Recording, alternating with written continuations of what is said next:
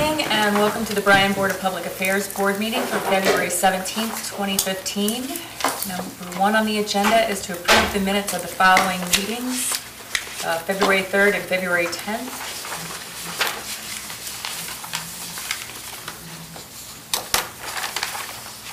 I did not see any additions or corrections. Motion would accept. Approved. Dick? Yes. Karen? Yes. Bonnie? Yes. Jim? Yes. Al? Yeah. Okay, and number 2, a hearing of public concerns. Seeing none, we will move on. 3, the clerk treasurer's report. The board's been presented with the clerk treasurer's report for the month ending January 31st, 2015. I so move. I'll second. Al? Yes. Jim? Yes. Bonnie? Yes. Karen? Yes. Dick? Yes. And 4, a resolution to authorize an agreement for the Auglaize Overflow Spillway Vent Pipe Design. Okay, this will be resolution number 5, 2015. It's a resolution authorizing Bryan Director of Utilities to enter, to enter into agreement with the HDR Engineering Inc. for the professional services for the overflow spillway vent pipe design project at the Auglaize Hydroelectric Plant at a cost of $30,900. Back in our March 18th meeting, 2014, Matt had brought to us some video of this pulsation issue. At that time, the board approved hiring an engineering firm, or several, to look at engineering firms to do some design work to see how we can fix this problem. And the problem is, on high water conditions, without the flashboards, it creates a negative air pressure behind the spillway and the water slaps the dam, okay, the wall itself. That vibration carries through the dam and actually causes the windows to flex, a pulsation throughout the plant. You can see the brick move. So it's something pretty significant. Well, the engineering firm that we had hired originally was HDR, and they had came back with 3 options. So their job was to look at it and go, how do we fix this? And the options they had was basically to correct the spillway and put new vent piping in with concrete, cutting the cap off and doing some cap work at a tune of, they estimated, over $600,000. Matt also looked into, is there a way we could keep the flashboards up? So they have a bladder-driven flashboard system, but that runs around the $500,000 range as well. So the third option was Matt and I talking, and we said, there's got to be a better way to do this. It's a little more reasonable, because $500,000 to $750,000 doesn't make sense. What else is out there? So we sort of pinched HDR at the time, and they thought, well, maybe we can take some of these other options and look at this venting system with pipe without all this extra concrete and work, and make it more modularized. So it's not a permanent fixture, it's more modular. And the estimate on that was around $300,000. So at that time, we were finishing up with last year's budget, and we felt we needed to wait until spring here to really sit down and dive into this.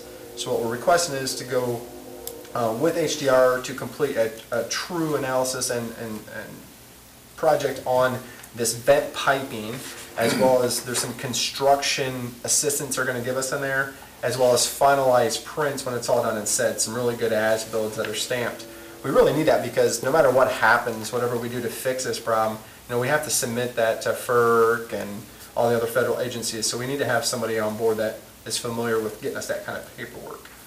This type of design for this that we're looking at is, like I said, the vent piping. When I talk modularity, it's if it gets taken out by tree or ice, it's a bolted unit to the spillway that we could easily remove and set another one in place and bolt it back down.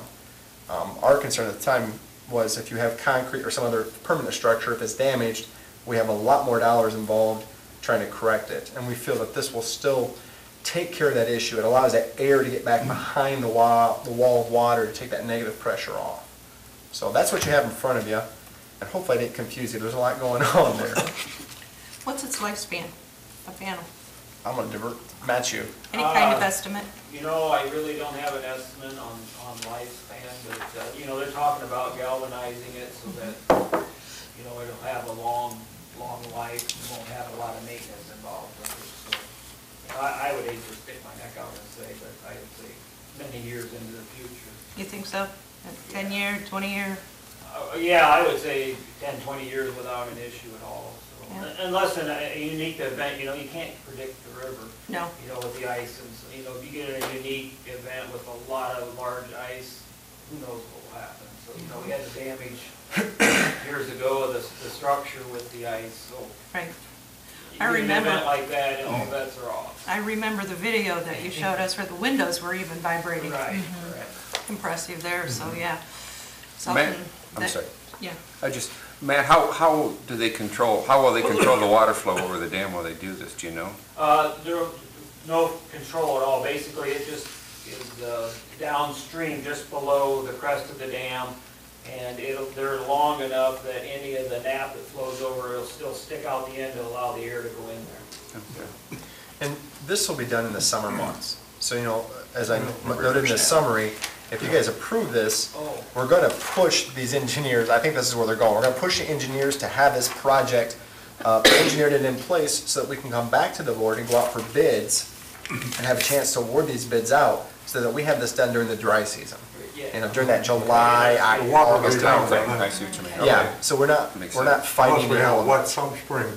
Huh. Yes, yes. And again, it's pretty significant vibration on that. You know, we really do not know what it's doing to the concrete or the brickwork or, you know, so we really, in our opinion, we need to get on top of this. It has to be done.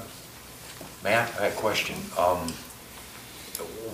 That price, does that include installation, or will they give you support, construction? This basically is an engineering package. They're gonna do all the engineering for us and support, and then once we get the design back, we'll have to send that out for bid for fabrication, installation for contractors.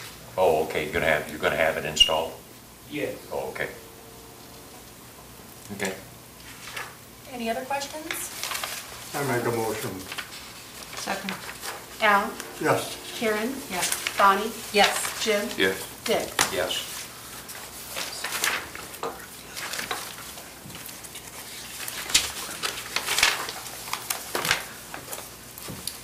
Okay, number 5 is a discussion on communication rules and regulations and rates.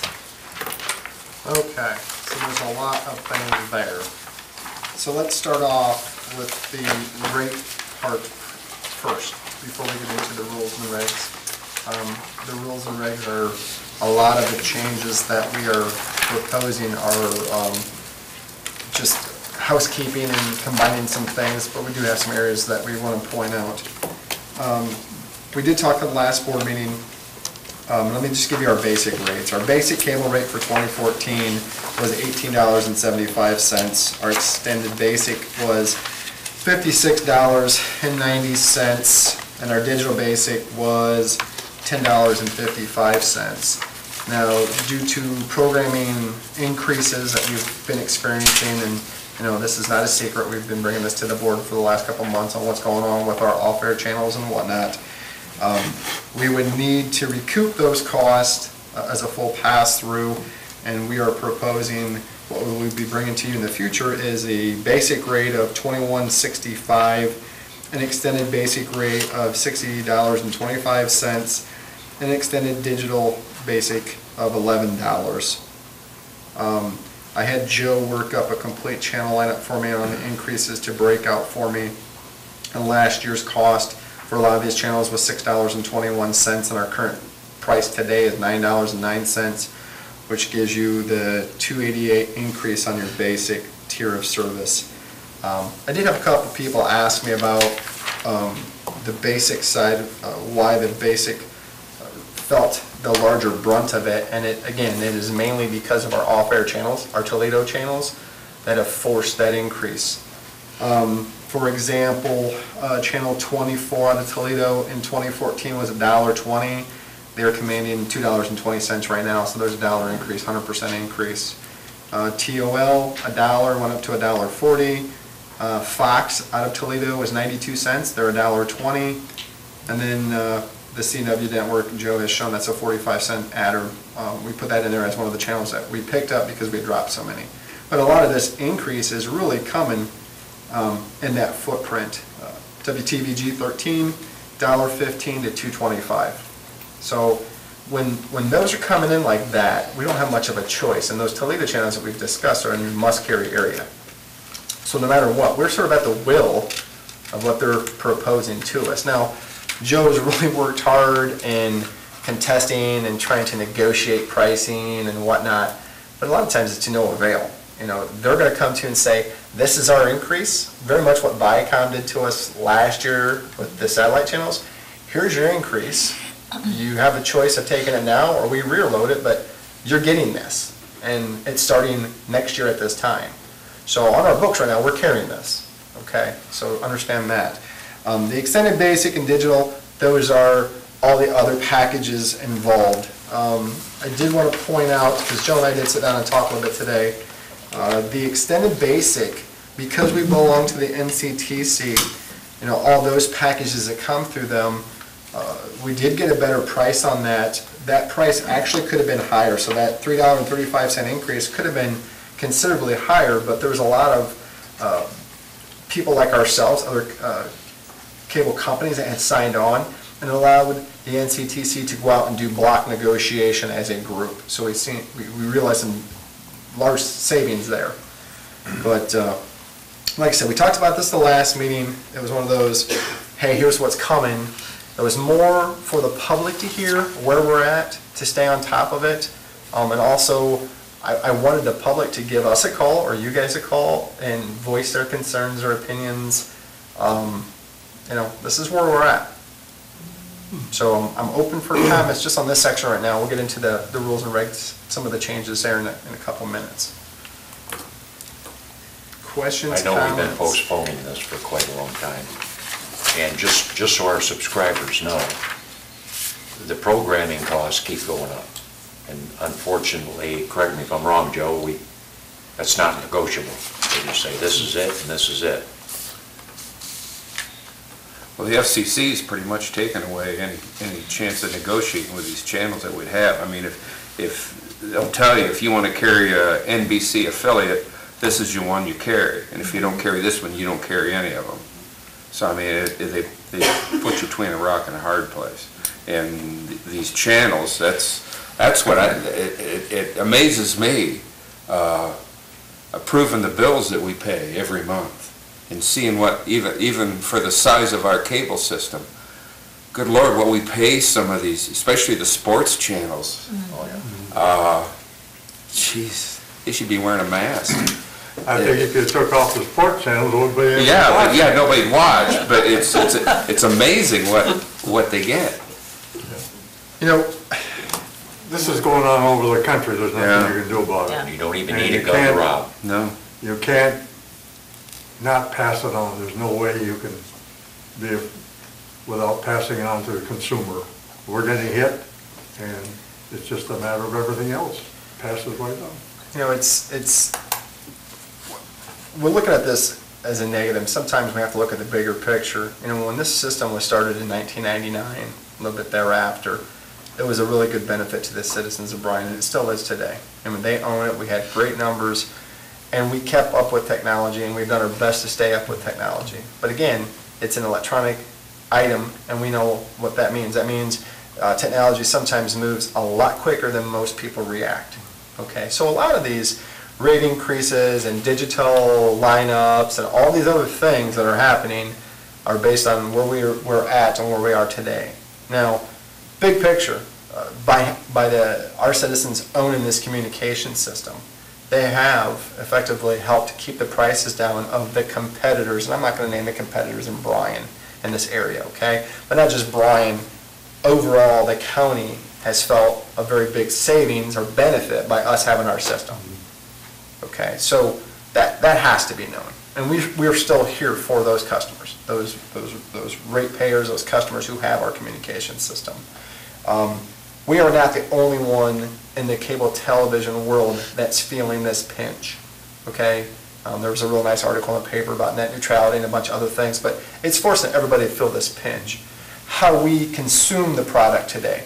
And when I say consume the product, I'm calling out cable TV, but they do work jointly with the internet side, okay? You know, we can have a internet-only customer and a cable TV customer only, or both. A lot of times they go hand in hand. So if we lose one, you typically can lose the other. However, that's not always the case. We do have some that are strictly internet only, okay? But those two do mesh together. So both those things have really helped. Now, we've got a lot of talk going on. We have talked about streaming TV services and whatnot. And you're right, the FCC has done some things that tied everybody's hands, which has now forced it over to the larger players controlling the rules on what they're going to do and how they're going to provide you service. And you're going to start to see that migration away from that. It's actually interesting. Joe handed me an article this morning from the New York Times, and I just printed it real quick, copied over to Word and printed it. And it's calling out millennials ditching their TV sets at a record rate. And we were talking about this yesterday, Joe and I. It's the problem, as a demographic problem actually. There's certain age groups that are accustomed to TV and certain types of programming. And I don't want to say the younger people out there.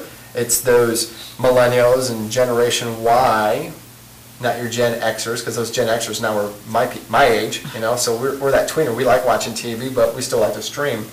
But these millennials, kids my son's age and younger, they are in the mindset that, quite honestly, that program I'm not worried about, because if I want it, I'm going to stream it. Correct. So we're starting to see that migration that way. These rates, I have this feeling that, you know, a lot of these programmers see that too, so they're trying to capitalize on that, which is putting a squeeze on us. Our goal is not to drive prices to the roof. Our goal is to stay, and I don't even like the word profitable when it comes to a municipal utility, but there is a margin in there that we have to build in these rates to do the everyday stuff, not just recover the expenses of programming. We still have payroll to meet, we still have benefits to meet, we still have trucks that we got to pay for, fuel we got to pay for. There's operational expenses that are built into the whole margin. When you start to look at that margin, it's rather small. And when you look at Joe's fund balances, they're rather small compared to a lot of the other departments and what we do. When you also look at that particular department's capital improvement projects for that side, rather small.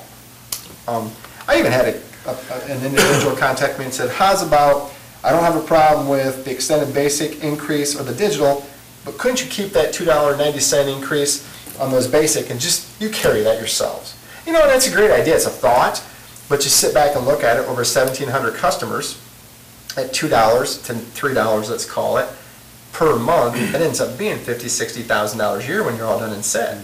Well, that department's capital improvement side is only $50,000 for the year.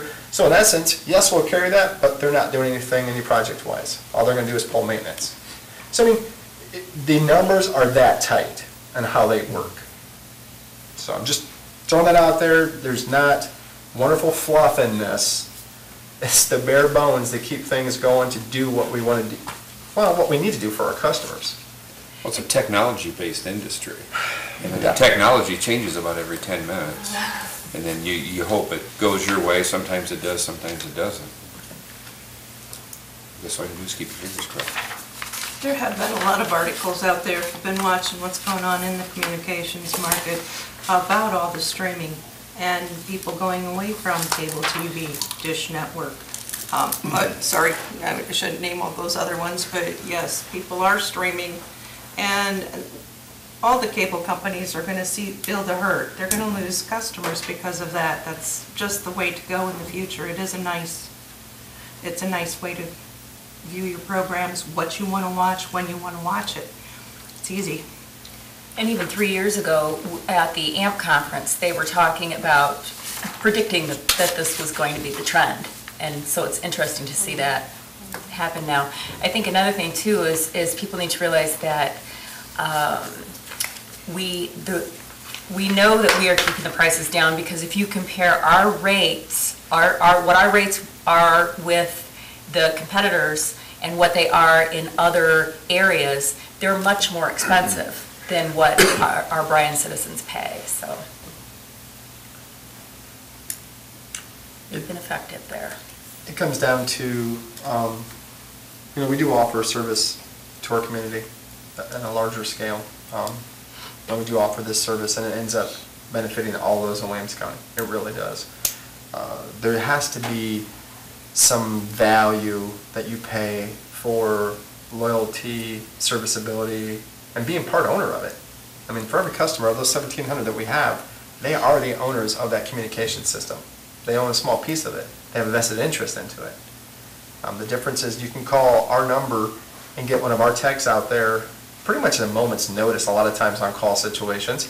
And I do realize now our install rate and some of our repair rate during the regular working hours is a little longer because we've had to reduce staff size to do some things we need to do to pay off some bills. But I guarantee we are still quicker than 99% of the competitors in our area. And that same smiling face that you get from us, you know that person. It's not just a face that just showed up from 3 counties over. No, these are your people in this town that take care of you. So, If we keep losing them, it's going to hurt the system. We're going to have to stop doing some things, and we would hate to think that we'd lose the ball games that we record and show on TV, the concerts, the school functions. I mean, that's something that is privy to us. No other competitor can offer those services to the community. No, your other competitor won't offer that at all. No, we couldn't afford to pay them if Look at they the did. annual budget, and you notice how much we do in the budget, spend for the school, city.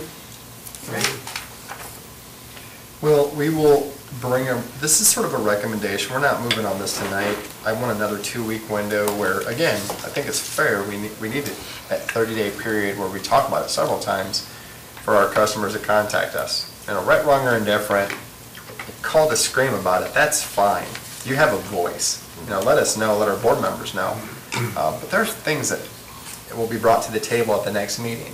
And it won't be brought to the table at the March 3rd meeting as it's going to be brought as a recommendation, not for more discussion. I mean, we can do discussion, but recommendation is coming because we have to move on this. A lot of times on rate increases, FCC says we have to give a 30-day notice, so there's 30 days. On top of that, we typically take 30 days to insert ourselves into our billing system, and we work with Lori on that, so we're 60 days out. You know, so realistically, it could be May billing or June, so we've already carried this on our books for 5, almost going on 6 months. So I mean, it's not like we're being really proactive and trying to make this happen, and we're not being reactive. We're trying to do what's right. Really talk about it, get it out there, work through the muddy waters, because it's pretty muddy. Not easy decisions for board members or anybody here, but we got to come to a means at some point in time. So, Well, you got to be able to make some kind of profit to keep abreast with technology, because it's going to cost money to reinvest in technology. And if you don't have the gains, then you got to go borrow money. It's another cost. So that's the rate part of this. So on top of that, over the last, I don't know, 5, 6 years or so, there's been some hiccups in the rules and regs, and realize when the rules and regs were really drafted, we haven't really had to dive into them much to do any kind of changes other than just some simple things, some rate structure things, but not meat and potato changes.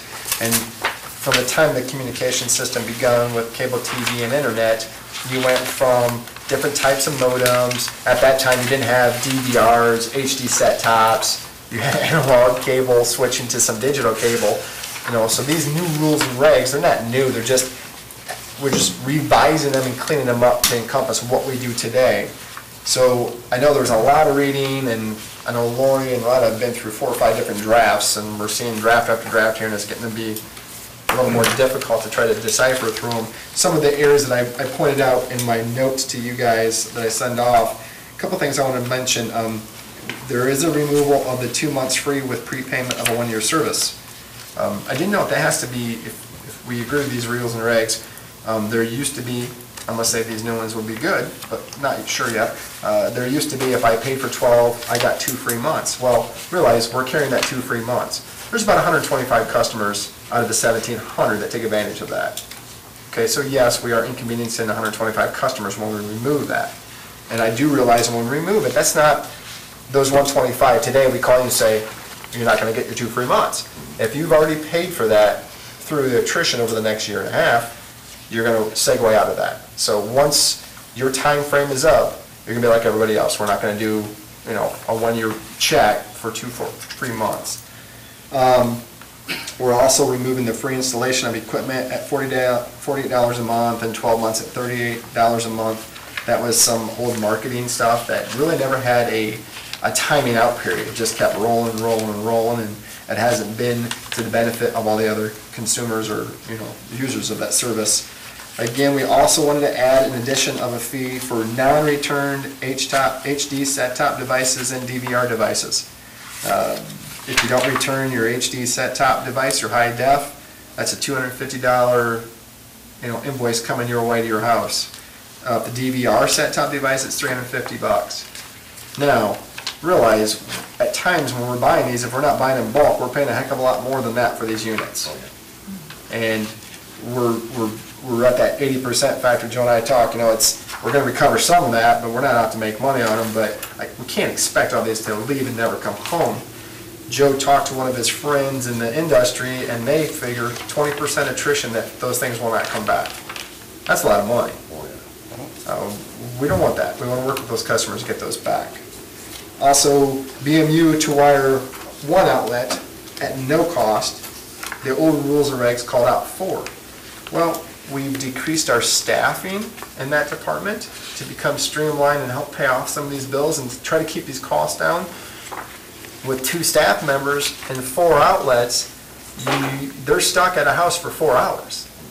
That means we're not getting service calls done, we're not getting other work orders done, we're not meeting those needs of those other customers. So we really got to reduce that. And honestly, in the real cable world, hardly anybody puts in 4 outlets for free. You know, you're going to get 1 outlet into your main TV, thereafter, we'll put in at a cost, and you can schedule it with us. Or, if you have a contractor that you're comfortable with, we'll provide you the wire. You pull it in, and we'll come in and terminate it and get it going. Okay, so I mean, it's not like you're out, but we don't have the facilities to spend 4 hours on those anymore. And then additional rate exhibits B through E. And I want to call those out real quick. And, you know, we always had the rate exhibit A. And notice I didn't call them rate schedules because they're really not a rate schedule. A rate schedule to me, if we look at it like, well, this is a schedule here, I guess. To me, if I'm looking at the rate schedule in the sense of electric or water, I'm paying for X going through a meter, and here's your bill. This is you're paying for a block of something, okay? And if you turn the cable off halfway through the month, your prorated bill for that block of something you purchased. If you turn the power or water off halfway through the month, you're only going to get billed for what you took from us, okay? So we call those out in exhibits A through F. And it sounds sort of crazy, but you have your typical cable rates with your special packages and your pricing for equipment that's a monthly recurring fee. You start to get into your multi-dwelling, your healthcare facilities, so all those rates are based in there. And again, their hospitality fee that you guys worked on last year is built into that rate schedule A. Once we hop into rate schedule B, we start talking about internet access. So cable modem stuff, okay? So you got your basic residential, and then you have your small business cable modem stuff. That's exhibit B. We left it as exhibit B and broke it out because let's say in the future we have to change the type of cable modem or increase the price on that. It's real easy for the board and Lori and Ron and everybody to go, we're pulling out B, addending it, and putting it back in place. Same thing with C, that's your internet access for large businesses. We start getting to fiber connections then, okay? And when we start getting into web hosting, we don't do a lot of that anymore, but that's been a service that's been out there. We're not going to yank that. And then the dark fiber leasing rates are E, and then other shared network services. We have never had these in the rules and regs, these other fiber type contracts, and we felt it would be prudent to put those in there because we are getting more phone calls from people wanting to lease dark fiber and whatnot, and we wanted a way to be able to track and do what's right with those. And again, some of these are based on per foot rates. Business A outside of Bryan on that metropolitan ring that runs all over the county wants a fiber that goes from, let's say, Montpelier back to Bryan to Edgerton. Well, we price that out per foot on that ring on how that data is moved, and that's what the fee is set up at. So that's why there's no specific number. It's a price per foot, and it's based on the industry standard. So we are very competitive on that. And we're starting to see, we're getting more phone calls on that. So we're becoming more proficient in data transfer on the fiber, and with those fiber customers wanting our way. Quite honestly, we need that in the rules and regs so we can start to develop those service contracts with them, so we can get that going. And I did send or pass out an amended, I don't know if it's amended, but an update. Again, I send these off to Rhonda and Lori and all her staff members that deal with this, and Joe and I met last week. Sort of buried Rhonda in all this stuff. She sent an email back just calling out a couple areas in section 17, the denial of service area. We revised it based on some recommendations that Rhonda had. Appreciate those. And in fact, Lori had a couple that she commented on today that we revised, so you may not have those yet. And we just wanted to call out a couple areas, and one that I'll point out under section 17. Yep. The number 4 section. First of all, we wanted to make sure that we included, including what's here but not limited to, because you never know what comes up. But the item 4 where it says the utility deems quality of service, installation, and/or maintenance not economically feasible at the premise.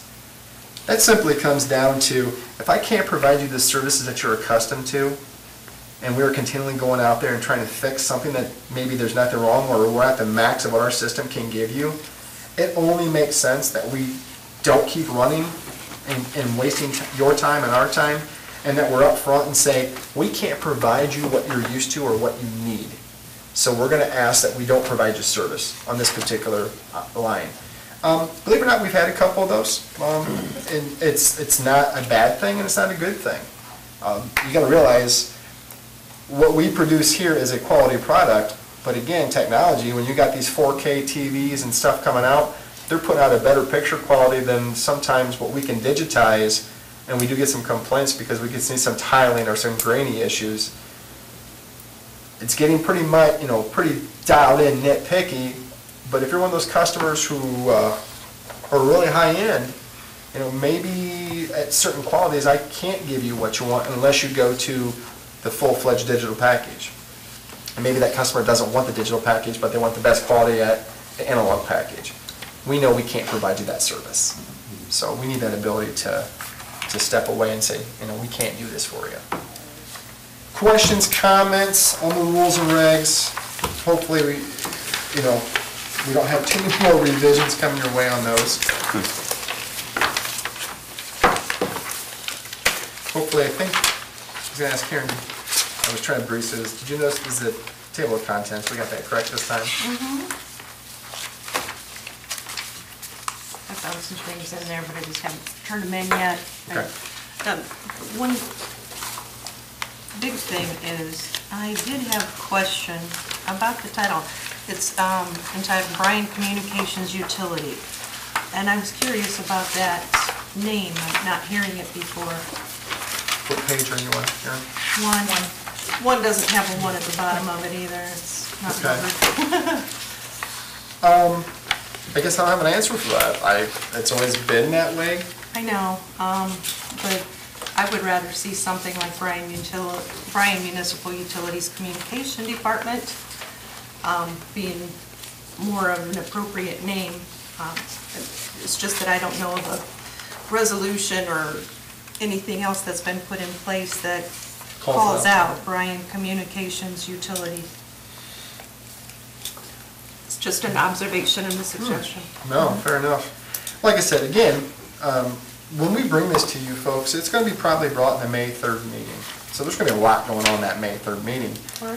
Or March 3rd, goodness gracious. There starts with an M somewhere in there, right? The March 3rd meeting, I'm getting way behind myself here. We'll bring them to you as 2 separate resolutions. One will be for the approval of the rules and regs that was presented to you. So please, in the next 2 weeks, if you happen to find other things, shoot it at us. We'll get it inserted in. We'll get it off to Rhonda and Lori, because I still want them to look at everything, because Lori manages it, and then Rhonda makes true to form and make sure it makes sense on our end. So I want that to continue on. And then we'll have the separate resolution for the rates. Okay.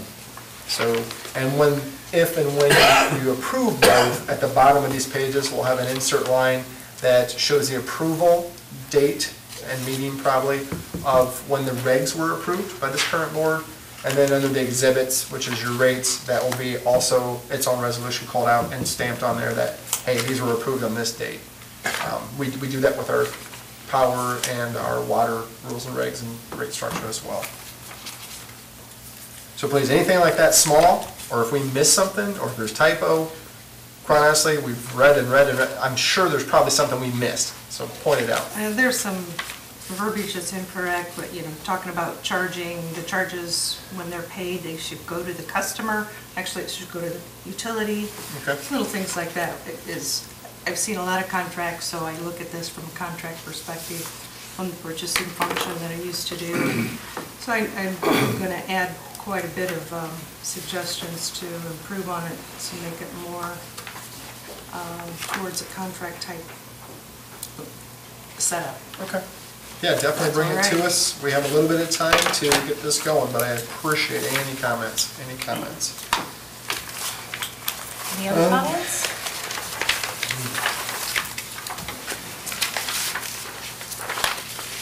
Move on to number 6, affect semi-monthly disbursements.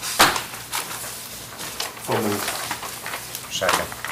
Al? Yes. Dick? Yes. Bonnie? Yes. Jim? Yes. Karen? Yes. And number 7, comments from BPA and staff. Brian? I want to thank Matt and Joe and Lori and Rhonda for dealing with, this has been a process. Like I said, a lot of revisions, a lot of going over, a lot of meetings, a lot of time on Lori's side. She had 2 or 3 staff members pulling over this. She actually gave Joe and I a call prior to and said, hey, we're ready for the sit down. These are some things we want to talk about. So Joe and I met back up to try to anticipate some of the things they had pointed out. And I think we're probably about 80% spot on what she gave us the heads up. And it was a very nice meeting where, some really good people had sat down and tried to figure this out. So I appreciate all of them. I just want to tell them thank you. Mayor?